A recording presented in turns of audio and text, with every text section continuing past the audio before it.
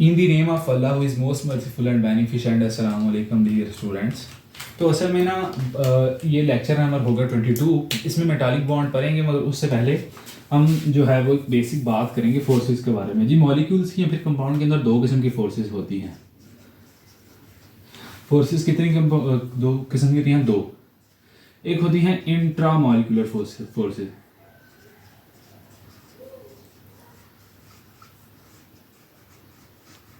और एक होती हैं इंटरमॉलिक्यूलर फोर्सेस।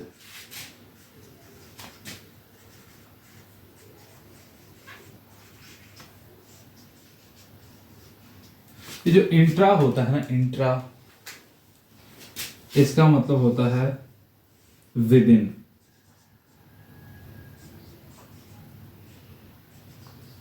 जबकि इंटर का मॉलिक्यूलर मतलब होता है, इंटर का मतलब होता है अमंग, विद इन का मतलब होता है में, और अमंग का मतलब क्या होता है? दरमियान। यानी फर्ज करें अगर एक मॉलिक्यूल है M और एक मॉलिक्यूल है M, दो मॉलिक्यूल हैं। अच्छा, ये जो मॉलिक्यूल जिन एटम्स से मिलके बना है, वो जो एटम के दरमियान फोर्स है ना, वो इंट्रा मॉलिक्यूलर फोर्स है। और अगर ये M को अट्रैक्ट करना स्टार्ट कर दे दूसरे मॉलिक्यूल को, तो ये जो फोर्स होगी ये इंटर मॉलिक्यूल है। क्योंकि इंट्रा मॉलिक्यूलर वो फोर्स जो मॉलिक्यूल के अपने अंदर है, और इंटर मॉलिक्यूल जो दो या तीन मॉलिक्यूल्स के आपस में है। सही है। तो अभी तक हमने जो फोर्सेस पढ़ी थी ना, वो सारे इंट्रा मॉलिक्यूलर फोर्सेस थी। और आज भी हम आखिरी इंट्रा मॉलिक्यूलर फोर्सेस की टाइप पढ़ेंगे, जिसको क्या कहते हैं? Metallic bond. असल में इंटर मॉलिक्यूलर फोर्सेस पता कौन एक ही होती है असल में, जिसको ओवरऑल कहते हैं केमिकल बॉन्ड, जिससे एटम लिंक्ड होते हैं। अब हमने केमिकल बॉन्ड में पढ़ा था कोवेलेंट बॉन्ड, उसकी टाइप्स, फिर पोलर कोवेलेंट, नॉन पोलर, और फिर हमने पढ़ा था आयनिक बॉन्ड। और हम अब लास्ट पढ़ेंगे मेटालिक बॉन्ड। ठीक है, आज का लेक्चर मेटालिक बॉन्ड पर होगा। ये कंसेप्ट मैंने पहले आपको नहीं था बताया, तो मैंने बता दिया आज के लेक्चर में। अब बात करते हैं metallic bond.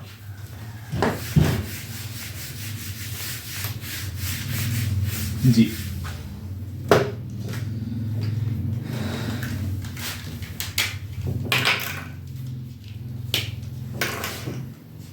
METALLIC, metallic, BOND bond, metallic bond. अच्छा, मेटालिक बॉन्ड जो है, सबसे पहले इसके बारे में बात यह है कि किस में पाया जाएगा? जी मेटल्स में। हमेशा किस में होता है? मेटल्स में। अब मेटल्स बना लेते हैं कि मेटल कौन से कंपाउंड होते हैं। पीरियोडिक टेबल के पहले तीन ग्रुप, पहला ग्रुप, दूसरा ग्रुप और तीसरा ग्रुप।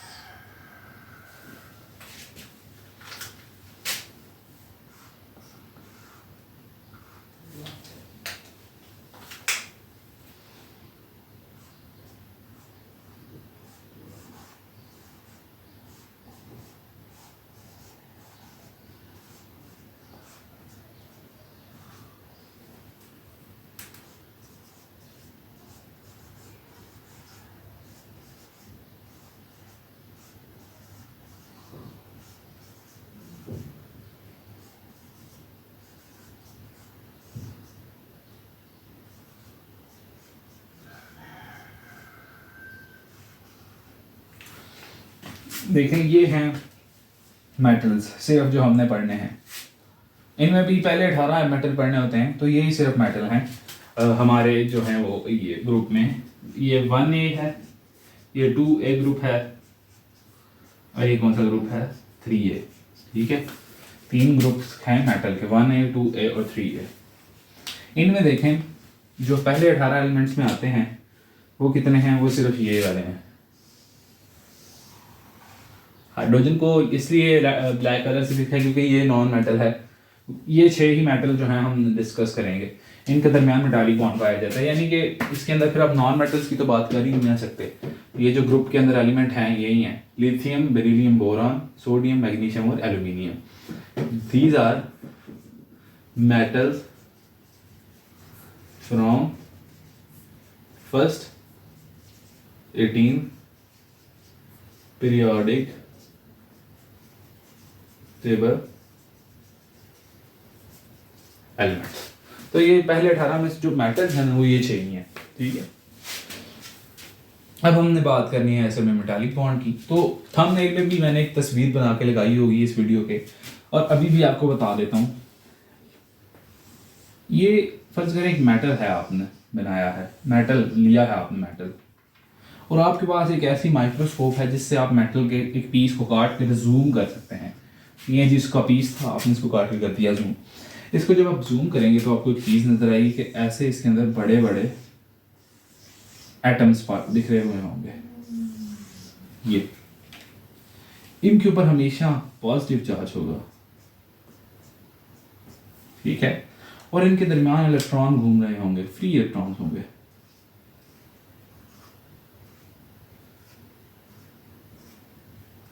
ऐसे कुछ ये है मेटालिक बॉन्ड। असल में हमने मेटल्स की प्रॉपर्टी कल भी देखी थी कि इनके पास जो है वो फ्री इलेक्ट्रॉन्स होते हैं, फ्री इलेक्ट्रॉन्स कर देते हैं। कैसे? क्योंकि इसके आउटर मोस्ट शेल में होगा ना एक इलेक्ट्रॉन लिथियम के, ये लिथियम का एटम है ना, तो आउटर मोस्ट शेल में होगा सिर्फ एक इलेक्ट्रॉन। बेरिलियम के आउटर मोस्ट में होंगे सिर्फ और सिर्फ 2, और बोरॉन के आउटर मोस्ट में होंगे सिर्फ और सिर्फ 3।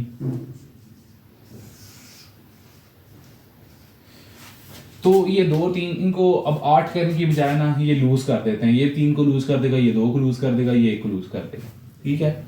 इस तरह लूज करके इनके दरमियान आ जाएंगे फ्री इलेक्ट्रॉन्स, यानी कि फिर मेटल आयन बच जाएगा। यानी लिथियम अगर इलेक्ट्रॉन लूज करेगा तो आएगा लिथियम, इसने कर दिया इलेक्ट्रॉन लूज तो फिर लिथियम आयन आ गया और साथ में 1 इलेक्ट्रॉन।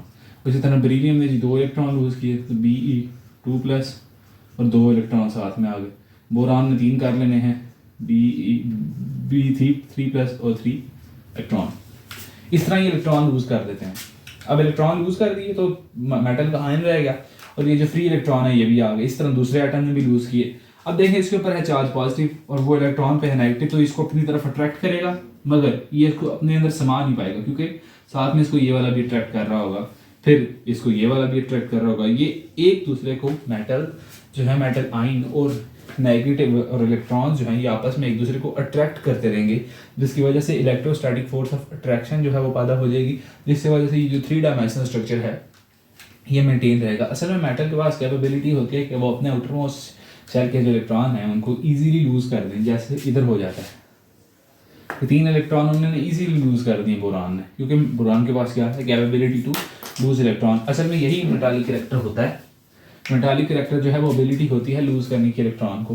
तो मेटालिक बॉन्ड जो है जब आप टॉप टू बॉटम जाते हैं ना तो इंक्रीज इसकी स्ट्रेंथ इंक्रीज करती है। यानी सबसे ज्यादा मेल्टिंग बॉइलिंग पॉइंट ऊपर से नीचे, नीचे से सबसे ज्यादा मेल्टिंग पॉइंट इसमें फ्रांसिन का होगा, इसी ग्रुप में सबसे ज्यादा बॉइलिंग पॉइंट रेडियम का होगा। यानी बॉइलिंग पॉइंट मेटल्स में देखें तो वो इधर से इधर इंक्रीज करता है। यानी लिथियम से जब आप सोडियम की तरफ जाएंगे तो उसका बॉइलिंग पॉइंट उससे ज़्यादा, सोडियम से पोटेशियम का ज़्यादा, पोटेशियम से रुबिडियम का ज़्यादा, रुबिडियम से सीजियम, सीजियम से फ्रांशियम। इसी तरह ही ये दूसरे ग्रुप में बेरिलियम से ज़्यादा मैग्नीशियम का, मैग्नीशियम से ज़्यादा कैल्शियम का। इसमें हम बात इसकी कर रहे हैं बॉइलिंग पॉइंट की और मेल्टिंग पॉइंट की। ऐसा क्यों होता है कि बॉइलिंग पॉइंट और मेल्टिंग पॉइंट इंक्रीज करते हैं? क्योंकि ये हमने लास्ट लेक्चर में भी एक बात सीखी थी, एटॉमिक रेडियस बढ़ता है। असल में क्या होता है? एटॉमिक रेडियस या फिर एटॉमिक साइज, ये जब इंक्रीज करता है तो फिर फोर्सेस भी इंक्रीज करती हैं, जिसकी वजह से जो मेटालिक बॉन्ड होता है वो स्ट्रॉन्ग होता है। तो ये था मेटालिक बॉन्ड के लिए। असल में मेटालिक बॉन्ड जो है वो शॉर्ट क्वेश्चन है, लॉन्ग क्वेश्चन इसमें से कोई नहीं होता, इंटरली शॉर्ट है। सिर्फ डेफिनेशन आपने याद रखनी है, एक्सप्लेन मैंने कर दिया। आपकी बुक के ऊपर ये कोई नहीं बना है, सिर्फ मेटालिक बॉन्ड के बारे में बात लिखी हुई है कि जी इस तरह वो एम्बेडेड होते हैं, पॉजिटिव आयन और इलेक्ट्रॉन। इसमें असल में बाहर ही 2 चीजें जाती हैं, एक होता है पॉजिटिव आयन